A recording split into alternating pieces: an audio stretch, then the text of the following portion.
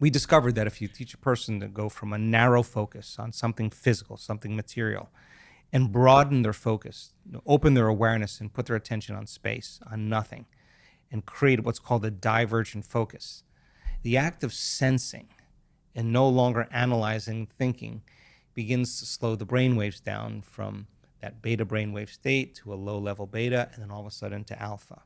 If they keep doing it, sensing space tends to cause those different compartments that were modulated or divided to begin to synchronize.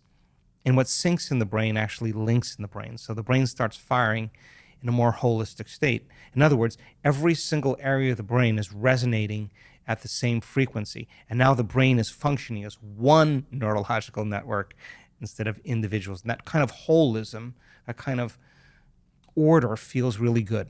It feels really good.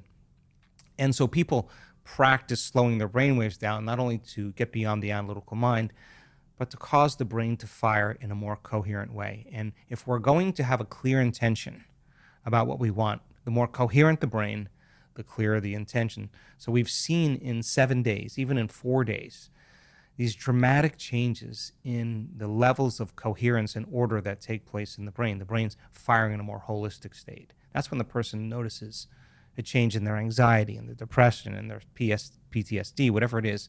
There's more order in the brain. And the act of focusing on nothing and opening your awareness to space creates that kind of amazing change.